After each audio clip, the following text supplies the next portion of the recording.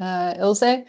So just to say welcome to everyone who has joined, and I see we've got quite a few new students who've joined this group as well, so welcome. This is the noon talk that we have once a week in the School of Public Health here at UCT, where various people present on varying issues, and we are hosting it. So the Division of Environmental Health is hosting it this time. For those of you who don't know me, I'm Professor Andrea Rother. I'm head of the Environmental Health Division, and we are privileged to have Dr. Ilzé Engelbrecht, who's going to give us the noon presentation today and to start off the year.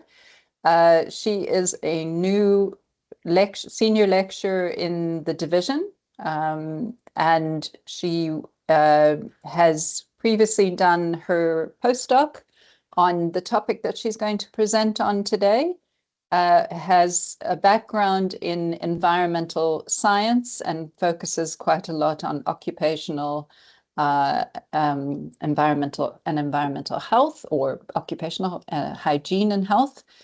And we're looking forward to a topic that we probably don't talk much about on 3D printing and the health implications of it.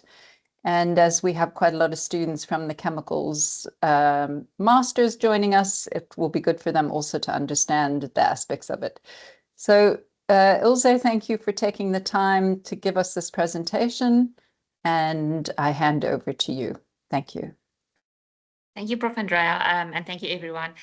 If it's okay, I'm going to turn off my video because I've been having some technological problems today, and I don't want to cause more trouble. So I'm just going to switch off my video. I hope that is okay. Please let me know if you stop hearing me or if I buffer or if anything is wrong, and I will try to fix it the best I can. Okay, so just a brief outline of today's talk. So I just want to start with talking a little bit about how did we get here. So how did we end up in this seminar this afternoon? Then I'm going to go into additive manufacturing, also known as 3D printing, a little bit. I'm going to look at what exactly is the problem we are facing, and then moving into how can you use in vitro or 2D models to bridge this gap or to address the problem. And then I'm going to talk about a recent study I was involved in for my postdoc where we actually use these methods. Okay, so how did we get here? So I just wanted to orientate you guys a little bit because I think you might be wondering what on earth does cell cultures and 3D printing have to do with environmental health. So I started my undergraduate studies by completing a BSc degree in chemistry and microbiology. This was then followed by a BSc honors degree in microbiology and a master's also in microbiology. And both of these projects were focused on the use of bacillus, which is a plant growth promoting rhizobacteria, which grows in close contact to the roots of plants. So the use of these species to control root knot nematodes. So it focused a lot on biocontrol and then the use of bionematicides as opposed to chemical control. After this, I pursued my PhD, as Prof. Andrea mentioned, in environmental science, where the focus was a bit more on ecotoxicology. So once again, I used in vitro methods to assess the toxicity of agricultural soils, specifically maize, soybean, and pecan nuts in South Africa. And then also quantifying agrochemicals and certain pesticides, specifically atrazine, dicamba, imidacloprid, and 2,4-D in these agricultural soils. And I was also involved in a project which looked at glyphosate and its breakdown product AMPA in South African surface waters. And then before I arrived at UCT, as she also mentioned, I completed a postdoc focusing on occupational health. And here I looked at occupational exposure limits specifically for hazardous chemical agents in the South African mining industry, the health effects of wood dust, and then the in vitro toxicity of 3D printing feedstocks, which is the focus of today's talk. And after this, I ended up at UCT with Prof. Andrea. Okay, so this Venn diagram just basically illustrates me and then all of the different disciplines I've been involved in and I have experience in. And even though they might seem different, everything is actually interconnected. And I really enjoy the fact that I can combine all of these disciplines in different ways and in my research. Okay, so let's start. So firstly, additive manufacturing. Most of us know it as 3D printing. So the very formal definition is the fabrication of a three-dimensional object using layer by layer deposition of feedstock material using computer-aided design software. So what are the advantages of 3D printing versus traditional manufacturing? So firstly, you can use 3D printing to create complex geometries because you do not need molds. You can just make a design on a computer and then you can have it 3D printed. So it also allows you freedom of design. And you can also fabricate different sized objects. So you can fabricate micro to macro scale objects. And then also another advantage is the automation, which is part of the process. So the object is printed automatically. Then another advantage is that it produces less waste. The reason for this is a lot of the feedstock materials used in 3D printing are recycled, refiltered in the case of powder, and then they are used again in another build cycle to create another 3D object. And then also objects can be created at a faster pace, and this is advantageous because there's this on-demand replacement of parts. Because if you need a part, you don't need to wait weeks or months for it to come from a certain place. You can just have it printed. So this is very important, especially in certain industries such as automotive or mining, where production cannot stop, because obviously if production stops, it will affect profit. Okay, so here are just some examples of where 3D printing can be applied. So aerospace, architecture, automotive industry. It's even used in the biomedical industry, construction. It is used a lot in engineering, mining industry, and we also use it in research. So basically, there are 7 main process categories of 3D printing, or processes of 3D printing, and they vary depending on the specific type of technology which is applied, and then also the type of feedstock and the form of the feedstock. Is it a wire? Is it a powder? Is it a liquid? So the first one will be material jetting. Then you have vat photopolymerization. We have binder jetting, material extrusion, direct energy deposition, sheet lamination, and then powder bed fusion. So in the powder bed fusion, this is usually the one where the powders are used. Okay, so also depending on the specific type of printing process which is used, there will be specific type of feedstock materials. So feedstock materials are materials which feed into the 3D printer or the 3D machine. And your thermoplastic polymer filaments, they are the most commonly used type of feedstock material, but there are also others. So you do get concrete powders and pastes. So they are usually used in construction. And then you also get your ceramic resins. These are often used in the automotive industry and also in biomedical applications. And then lastly, we have metal alloy powders or wires, which can also be used. Okay, so what exactly is the problem? So although 3D printing is a semi-automated process, there are still parts of this process which are manually performed. So the operator still has to perform them manually. So this includes loading these 3D printer machines with the feedstock, removing finished parts from the build chamber. If there's any post-processing of the parts, such as sanding down the object, vacuuming around the object, the operator has to perform this manually. Also, when the machine has to be cleaned or maintained, it's done manually. And then, like I mentioned, a lot of the feedstocks are recycled. So often the materials have to be remelted and then the powder has to be filtered. So that will also be performed manually. And although the operators do wear personal protective equipment, there's always a small chance that they could be occupationally exposed. So inhalation is the main exposure route through the lungs, but then there are also instances where dermal exposure can take place, and accidental ingestion is also another exposure route. Okay, so why is this a problem? This is a problem because the feedstock materials, especially the powders, they are gas atomized. So this means that the particles of the starting material are very small, so 10 to 100 micrometers in diameter, but they can actually be even smaller. Some of them can be in the nanoparticle range, especially depending on the specific type of material and the specific type of metal which is present.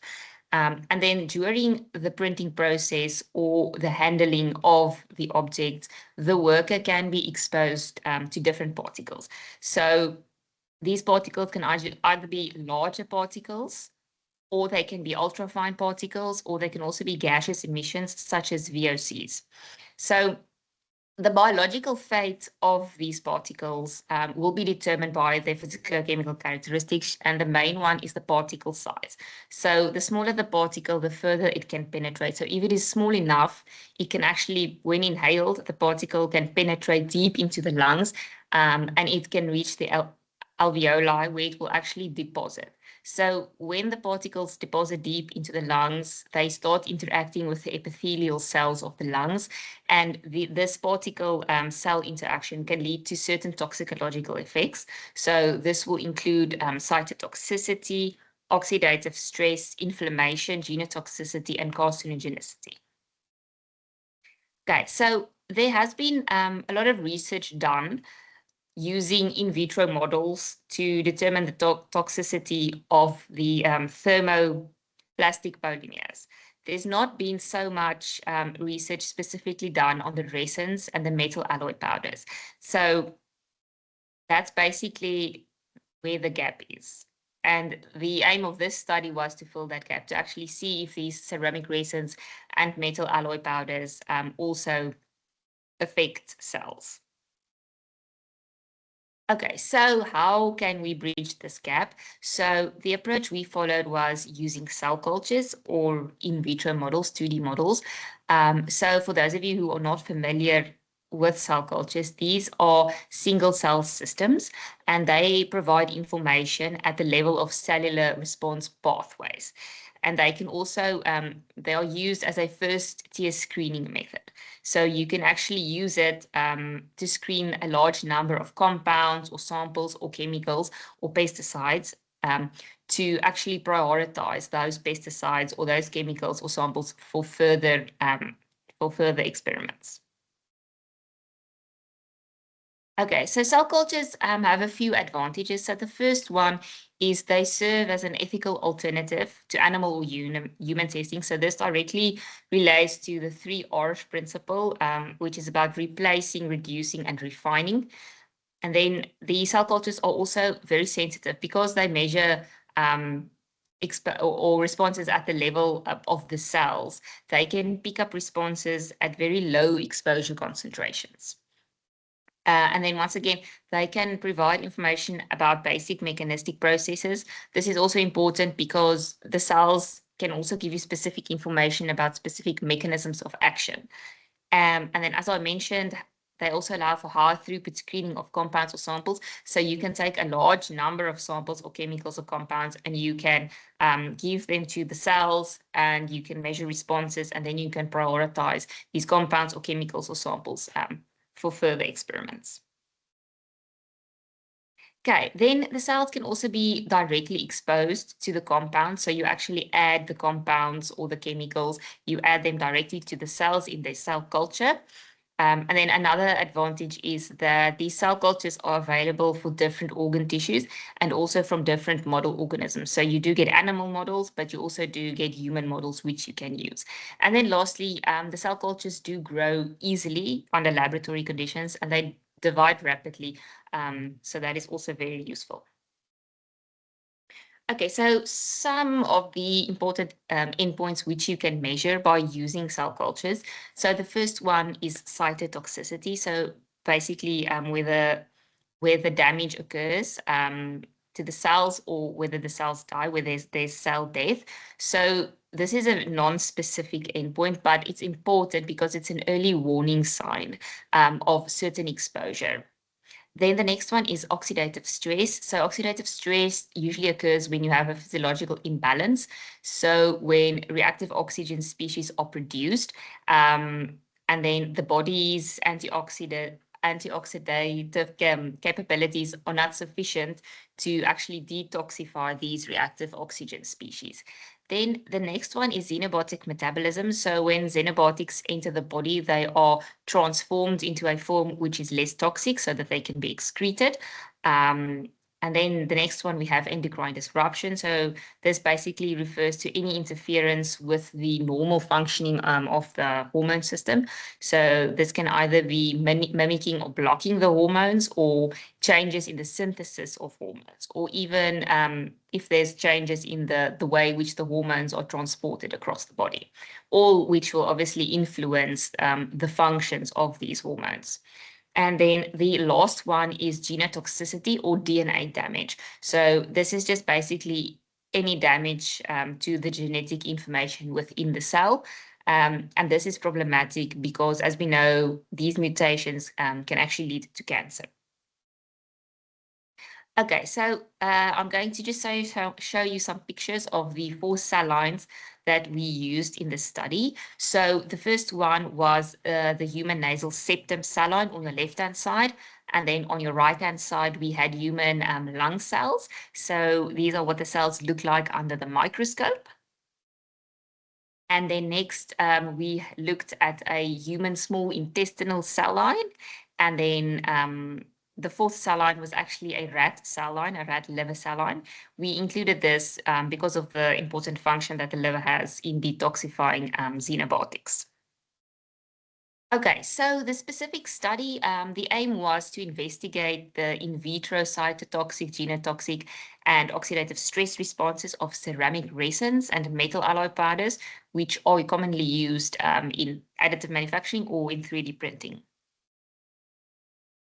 Okay, so in terms of the feedstock materials that we looked at, so for the ceramic resins, we looked at 3 different types of ceramic resins.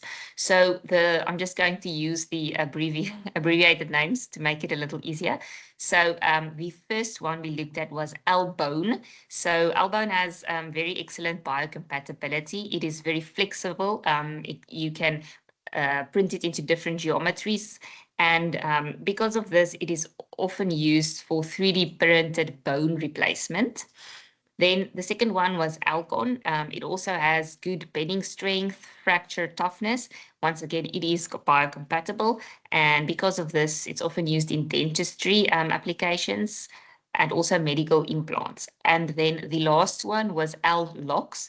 It's made from alumina. It's very hard and it's also very resistant to corrosion and temperature. And because of this, it's often used in the automotive industry. So I've just included a few pictures. So these are the actual feedstock materials, as you can see in these 2 tubes. So it's a very liquidy, viscous feedstock material. And it really it reminds me of nail polish, and it also actually smells like nail polish. And then on the right-hand side, there are a few examples of how the resin now looks when it is used to print an object. Okay, and then for the metal alloy powders that we looked at, there were only 2 specific ones. So the first one was a titanium-based alloy. So for this alloy, we had used powder, and then we also had virgin powder. So the virgin powder refers to powder which was purchased from the manufacturer or the supplier. It's never been used in a build cycle, while the used powder was collected from the build chamber after a 3D object has been printed from it. So it has been collected. So the titanium alloy, it is very biocompatible, and it is often used also in medical implants, but also aerospace and the automotive industry. Then the next one we used was 316L stainless steel. So it is an alloy which is composed of chromium and nickel. It's also very resistant to corrosion and has high strength. Once again, because of this, it is used in medical devices and also in aerospace applications. Okay, so in terms of the method, I'm not going to go into too much detail. I just want to provide an overview. So the first step when you use in vitro models or cell cultures is obviously to culture these cells under laboratory conditions. So you do grow them in a tissue culture dish. It looks very similar to a Petri dish, which is used in microbiology. So those are all standard conditions. Then that was the first step. Then the second step, we had to take these ceramic resins and the metal powders and put them in a form which we could actually give to the cells, because you cannot just add it to the cells. That won't work. So we had to prepare dispersions. So we added deionized water and sonicated these stock solutions, and then we put them aside. Okay, then the third step was to seed the cells. So this basically just means you take the cells, you remove them from the tissue culture dish using an enzyme, and then you transfer them to a microplate that has little wells in them. In this case, it had 96 little wells. So each well gets a specific amount of cells per milliliter, and then you incubate it. And then you allow 24 hours, and then the cells actually grow on the bottom of the microplate. So we call it adherence. So after 24 hours of adherence, we were now ready to actually prepare our exposure concentrations and then give them to the cells. So we took the stock solutions and then we prepared the cell exposure concentrations by diluting the stock solutions in cell culture media. Once again, you have to use cell culture media as your dilutant because the cells need the nutrients in the media to actually grow. You cannot just expose them as is or to water, because the cells will die.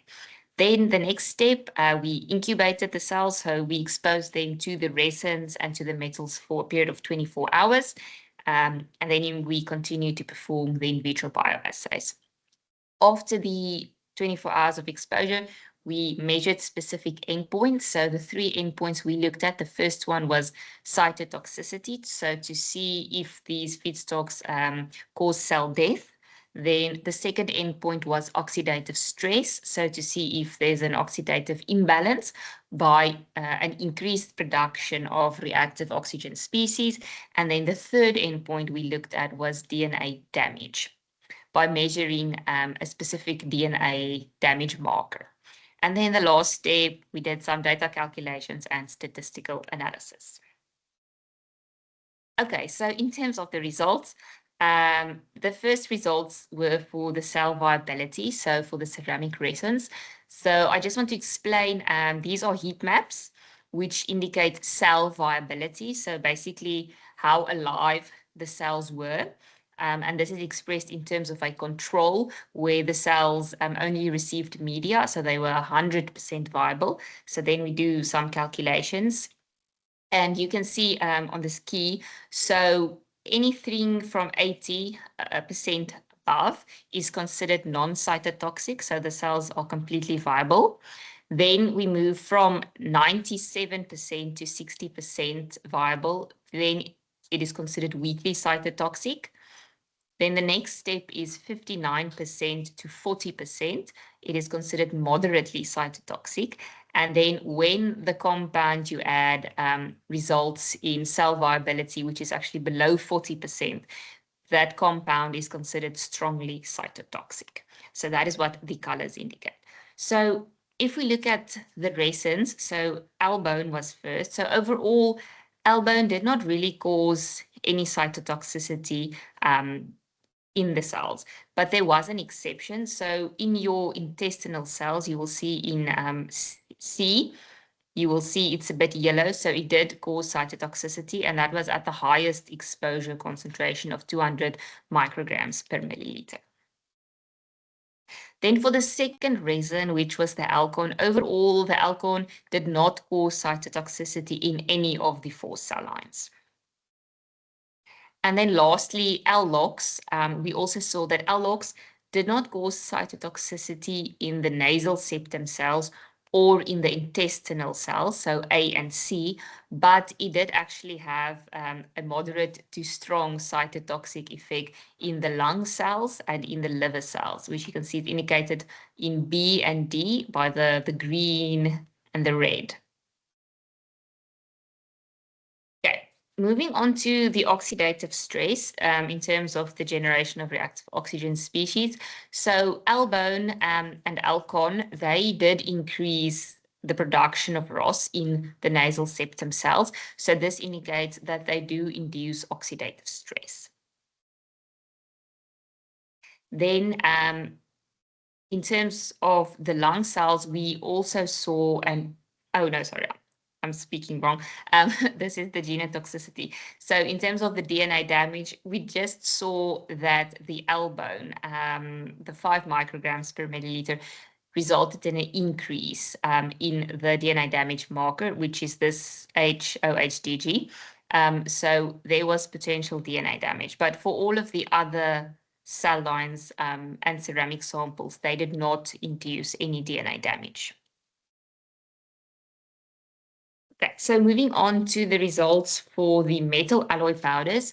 So firstly, so the V just indicates it's the virgin titanium alloy. So across all of the 4 cell lines, the virgin titanium alloys did not cause any cytotoxicity to any of the cells. Then when we look at the used titanium, so this is powder which has been collected, filtered, recycled after a certain amount of build cycles. So generally, the used titanium did not cause cytotoxicity in the nasal septum and the lung cells, so A and B, because you can see most of the colors are sort of turquoise to blue. However, there were some cytotoxic effects in the intestinal cells and the rat liver cells because it is in the green zone. So it's sort of weakly to moderately cytotoxic. Okay, and then lastly, the last metal we looked at was the stainless steel. So we could see that in all 4 of the cell lines, the higher exposure concentrations, so 100 to 200 micrograms per milliliter of the stainless steel did actually cause moderate to strong cytotoxicity in the cells. And I would just like to draw your attention to the lung cells, which is B, and then the intestinal cells, which is C. As you can see, it really did reduce cell viability to almost 0 because it's completely in the red zone. Okay, so now in terms of the oxidative stress for the metal alloy powders, so firstly looking at the titanium, both the virgin and the used titanium did cause an increase in ROS generation in the nasal septum cells. So this tells us that they do induce oxidative stress in the nasal septum cells. And then the stainless steel, the 20 micrograms per milliliter, did also increase ROS production in the nasal septum cells, but also in the rat liver cells. In figure D, you can see, which indicates oxidative stress. Okay, then in terms of DNA damage, very similar to the ceramics, none of the metal alloy powders induced any DNA damage in the cell lines. Okay, so moving on to the discussion. So if we look at the low cytotoxicity of the aluminium alloy, this is most likely because of its high biocompatibility. It is used in a lot of biomedical applications, so it's not supposed to be cytotoxic. Then in terms of the stainless steel, so one of the considerations is the dose makes the poison. So a lot of previous studies that have looked at stainless steel. I'm saying a lot of previous studies, but it was actually just 2. But those studies, their exposure range was 10 to 100 micrograms per milliliter, and they did not observe any cytotoxicity. So their highest exposure concentration was 100 micrograms per milliliter. In our study, the highest concentration exposure was 200 micrograms per milliliter, and that is usually where we saw the effects at the higher exposure concentrations. And then lastly, in terms of the DNA damage, so usually when particles are too big, they cannot be efficiently taken up by the cells. So when cells are smaller than when particles are smaller than 4 micrometers in diameter, then they can usually be taken up by the cells. So part of the study, we did do a particle size distribution analysis. I did not show these results, but I briefly mentioned them here. So the particles in the study were between 21 and 84 micrometers. So that is quite larger than 4 micrometers. So although the particles are considered to be in the inhalable fraction, which is anything less than 100 micrometers, they were not small enough to be efficiently taken up by the cells. Okay, so what does this mean? So the results basically just tell us that alloy powders, it should actually also include ceramics that are used in metal, and that should just be additive manufacturing, which are used actually cause cytotoxicity and oxidative stress in vitro. But because these particles are not small enough to be internalized by the cells, it is most likely because of some sort of extracellular mechanism, okay? So this could either be surface contact with the cells. So when the particles come into contact with the surface of the cells, they can actually damage the cell membrane. And this can also lead to these cytotoxic effects.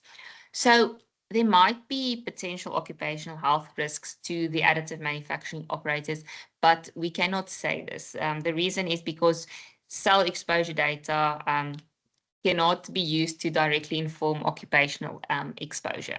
So we just use these in vitro models as a first-year screening with the aim of prioritizing feedstocks for further studies. So in terms of future studies or what one should do next, firstly would be to look at longer exposure. This study only looked at acute exposure, so it was just for 24 hours, but what would happen if the cells were exposed for a longer period, maybe to a lower exposure concentration? Then the next step would also be to look at bioaccessibility and bioavailability. So bioaccessibility means, are the ions or the compounds within the feedstocks, are they able to leach into the cell media? So we added media so we could give it to the cells, but do the particles actually move into the cell media? So are they accessible for the cells? And then bioavailable means, can they actually be taken up by the cells? Do they have the ability? Do they move across the cellular membrane? Are they internalized by the cells? And then obviously to measure occupational exposure, to see if it is above the occupational exposure limit or not. Okay, and then this was just the publication from this work. So this one specifically just focused on the metals, on the titanium alloy and the stainless steel. We are still busy with the publication for the ceramics, but if you would like to have a look at that, you are more than welcome. And then I would just like to acknowledge my funder and then also thank my co-authors who were involved in this study. And then, yeah, if anyone would like to contact me, I've put my email address there. You can find me on LinkedIn, on ResearchGate, and then also my org ID is my name and my surname, or my name and my maiden surname. So both of them are on there. And then just a few references, which I used to compile this presentation. Yes, and that is it from me. I think it was hopefully short and sweet. Thank you. Thanks very much for that, Ilzé. I think this is a new area for many of us, and particularly trying to understand the rather scientific aspect of it and the implications then for public health, environmental health, and occupational health. And I'll come back to that for some questions for you. But I'd like to open it up. Are there any questions from the audience? Would anyone like to take the floor and ask a question? Or perhaps if you are aware of 3D printing activities that you want to share? Not seeing any hands. Okay, then while people think about it. So one of the things that struck me is, this whole concept of regulating for uncertainty. And although you were saying that some of the data that was collected, couldn't necessarily make a direct association with the health impacts, but how would you use the findings that you have to encourage regulators to have better protection in place for workers, specifically, I think, for nasal stress and even the intestinal that you mentioned? So I've wondered if you could just share some thoughts on that. How could a regulator, or how should a regulator use the data? So, Prof, I think it's very important to use it in terms of to prioritize the feedstock materials. So if you are a regulator and you have a very long list of feedstocks that you have to look at, you can always use this data to create a sort of short list or a starting point, because obviously you cannot look at everything immediately. And the other issue is there are so many new feedstocks which are coming on the market continuously. So it's really important that those feedstocks are screened before they are actually used in 3D printing. Because another issue is, it's one issue if the operator comes into contact with the feedstocks, but when the machine is actually printing, a lot of ultrafine particles and volatiles are also emitted. So that's another completely other risk which they are exposed to. Is there any regulation so far? So, for example, in South Africa, do we have any regulation on 3D printing and occupational exposures? So not specifically 3D printing, Prof, and also the regulations for hazardous chemical agents, they only specify specific chemicals. So, for example, the resins contain different chemicals and they can contain different components. So it's sort of a mixture. So it's not just one chemical, while the regulations are just for one specific chemical. So it makes it very, very difficult. So they can measure the occupational exposure to see what particles the workers are exposed to, what concentration of particles the workers are exposed to. And then if that concentration is above the occupational exposure limit, there can be an intervention. But the issue is they don't always know what's present in the particles, because obviously if you have metal powders and they start emitting ultrafine particles, we don't exactly know what's present in those ultrafine particles. So the concentration of the particles can be regulated, but what is exactly present in the particles, or the chemical identity, that is not regulated. No, that's helpful. And do we have an understanding to what extent 3D printing is actually happening in South Africa? I think it is actually a lot bigger than we think, Prof, and it's on a very large scale, so an industrial scale. So it's not just your normal desktop 3D printer that you have. So I know at my previous institution at the Faculty of Engineering, they actually had a very large printer. It was man-sized, and they were using that to print parts and objects. So I think it's a lot more than we think it necessarily is. And is it a completely unregulated field at the moment? From what I understand, yes, Prof. Okay. Are there other comments or questions? Would anyone like to jump in to the discussion? Perhaps you have some comments or questions. Does anyone have any experience with 3D printing that you'd like to share?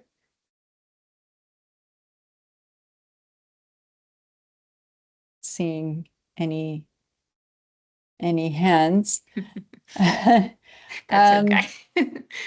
So one of the other things that it made me think about is that, I'm aware at the moment with more conventional printing. So, for example, factories that are printing labels, that they produce quite a lot of toxic gases and toxic plumes in their factories. Would 3D printing reduce that? Would that be seen as an alternative for reducing hazardous exposures? I think to some extent, Prof, because the printing actual printing process is enclosed. So it does take place in a built chamber. So the operator is not directly exposed to those fumes or those toxic chemicals. So it would reduce it to a certain extent, but there's always a chance that some low level of exposure can take place. And also, if it was regulated or if there was an occupational exposure limit, just because the exposure is below the limit does not mean it cannot cause an effect. I mean, long-term exposure at a low concentration can still cause a health effect. Yeah, no, that's a very good point. The other thing I was thinking about is, so the nasal exposure or the nasal stress seemed to be very high in the results that you had. Would the normal masks or respirators that are, I'm assuming, well, I don't know actually if workers are wearing respirators or not with these machines, would they have to have a more stringent and fine particle respirator, or what they're being given at the moment, is that adequate?